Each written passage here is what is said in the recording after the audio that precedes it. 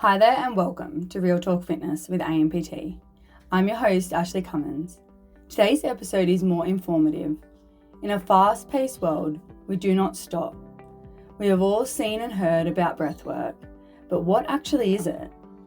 As some people think it's some la-la stuff and it's not any benefit to them. And to be honest, I thought very much the same thing before I started studying it for myself. So in today's episode, I'm going to take you through the science behind breathwork and how it can help us slow down and refocus. What is breathwork?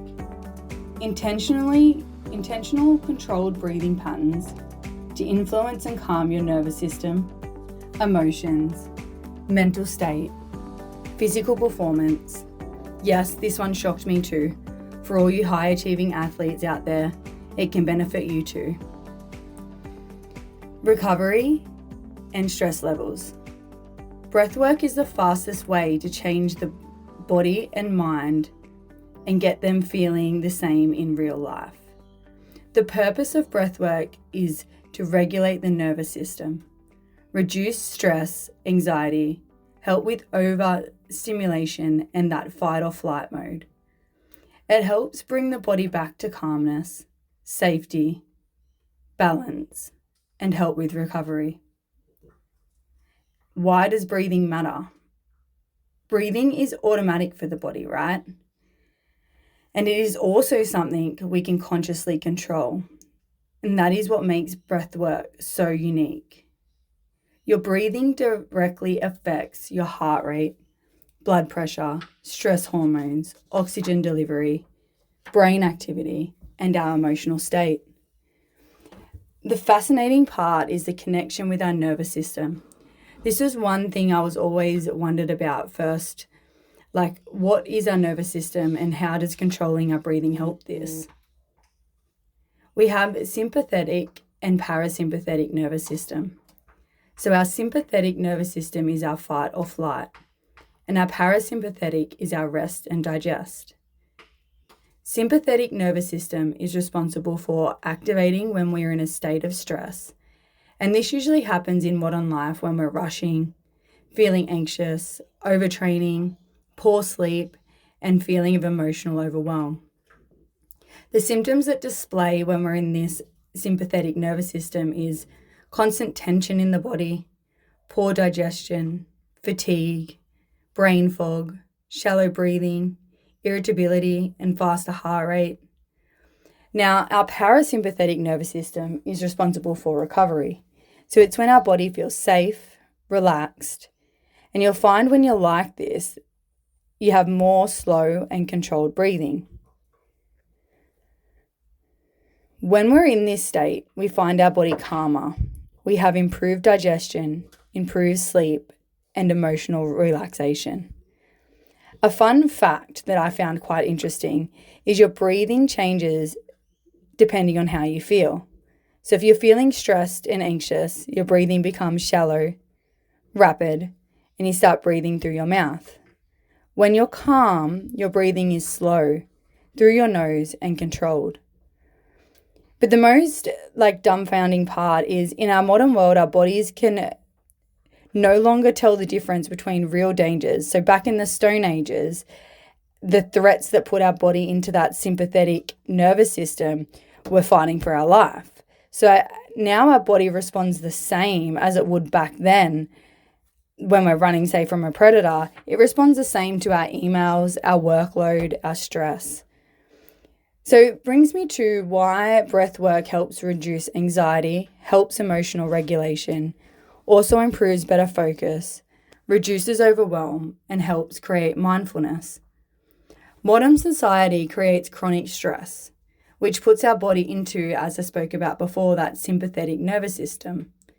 The response by our phones, scrolling through social media, getting poor sleep, the rising of emotional overload, and many people never really truly shut off, which is quite scary.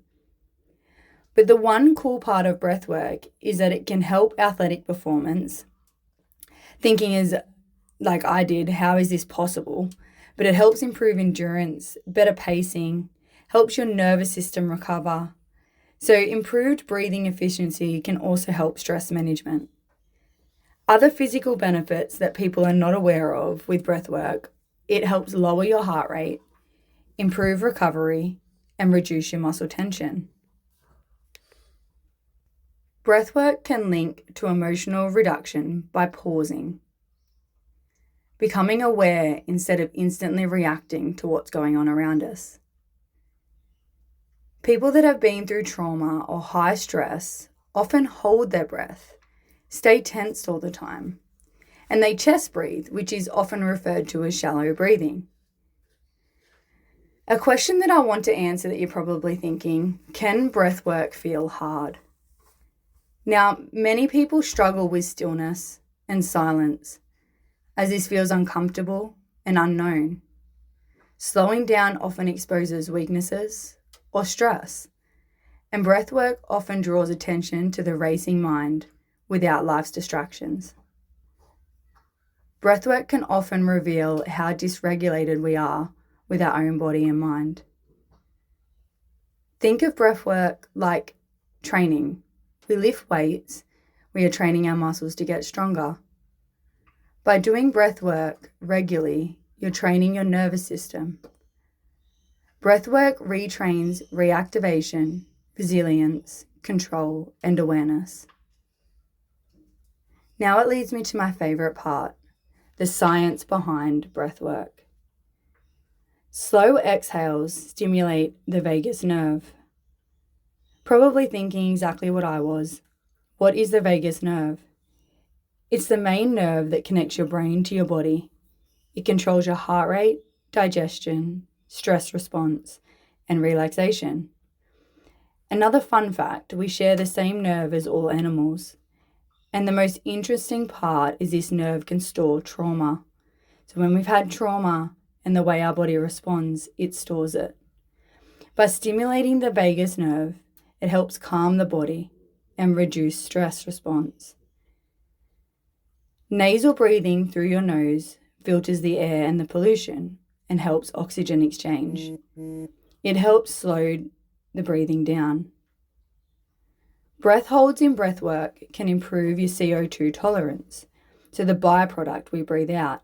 This can improve endurance and calmness under stress and breathing efficiency. I like to look at breathwork now, understanding it more after studying as a remote control for our nervous system. It helps sleep, recovery, mental health, and anxiety. Many people physically train their nervous system by lifting weights and doing cardio, and our nervous system can be physically fit, but mentally exhausted, emotionally dysregulated, and chronically stressed. Breathwork bridges the gap. There are many different techniques, and there is reasoning behind them all. Controlled breathing technique is our first technique, a simple practice, and it starts by slow and controlled breathing. Starts with a slow inhale and a slow exhale. It is what we call an equal rhythm. The purpose to this is to start to bring awareness to your breath and help you gain control. A simple example is you inhale for 4 and exhale for 4. It improves your focus, slows your heart rate. The second technique that you'll see a lot is box breathing, and it's an equal length inhale, we hold, we exhale, and hold again. So an example is inhale for 4, hold for 4, exhale for 4, and hold for 4. Purpose of this is to create balance to the nervous system, mental clarity, reduces overwhelm. This is used a lot by athletes and high performers. It teaches control under stress. Technique 3 is called alternate nostril breathing in a basic form. So breathing through one nostril at a time in a pattern. So example, you slightly close your right nostril, gently inhale through the left, then close the left and exhale through the right. Then inhale through the right, close the right and exhale through the left. This helps balance energy and calm the mind. The yoga philosophy is that the left nostril is for calming and the right nostril is for energizing. The benefits of this technique calm anxiety, improve mental balance, and encourages mindfulness. This technique is really powerful as it allows you to become present. Technique 4 is more advanced technique. It's called interrupted breathing. It's breathing in stages instead of one continuous breath. So an example is inhale a little, pause. Inhale again, pause. Inhale the third time, pause. Exhale a little, pause. Exhale again, pause. And then exhale, letting all the air out of your lungs. This increases awareness to your lung capacity, strengthens your respiratory function, encourages mindfulness, and this technique encourages you to slow down. We rush everything, our thoughts, our meals, our workouts, our conversations, and funnily enough, even our breathing. So technique 5 is one of the most popular in breath work, and it's alternative nostril breathing, which is what we spoke about before. It's one of the most pranayama techniques. Now, prana means life, force or energy, and yama is control or expansion. So control or regulation of life or breath. So you inhale left nostril, exhale right. And then inhale right, exhale left. Similar to what we spoke about before, this helps balance both sides of the nervous system and brain, improves concentration, helps sleep, creates emotional balance, and this technique is like pressing pause on your nervous system. Technique 6 is a combination breathing. Again, a little bit more of an advanced technique. It's a mix of alternative nostril breathing and interrupted breathing. So same pattern as we spoke about before. Inhale through your left nostril, exhale through your right. Inhale in your right, exhale in your left. But then you have a pause. So as you inhale, pause, inhale, pause. A combination of this rhythm requires breath control, deep concentration, and it's often placed last in a class because it helps sharpen mental focus, develops patience, increases breath awareness, and encourages your body to go to a meditative state. And slowing down, like anything else in the gym, is a skill. Technique 7, this one blew my mind when I was studying. It's called skull breathing. This is a faster pace, and it's often put at the end to energize. So it's forceful exhales, like out your nose, and you're only breathing, inhaling through the pressure. So you only inhale as you need and fast breaths out with force. This increases our alertness, boosts energy, improves respiration efficiency. It can create heat in the body. So this technique is really not ideal for anyone that's pregnant with high blood pressure or dizziness and anxiety. Those fast breaths can bring on an anxiety attack. But last but not least, this is usually placed at the end of the class. And this is one of my favorites. So it's called controlled exhale. It focuses on inhaling for 4 and your exhale is double. So breathing out for 8. This focus is to slow control exhale. This helps calm your nervous system, helps reduce anxiety, helps you sleep, and helps our emotional regulation. The long exhale tells your brain you're safe, and this is one of the quickest ways to downregulate stress. So I recommend anybody that's listening to today's podcast to try this one before bed, before a meeting, or often if you're starting to feel overwhelmed. So breathe in for 4 and out for 8. Even if you did that with me then, you should have felt your heart rate slow down. And that's a wrap for today's informative podcast on understanding breathwork. Breathwork is training for our nervous system and emotional state. And it's just as important as training our muscles in the gym.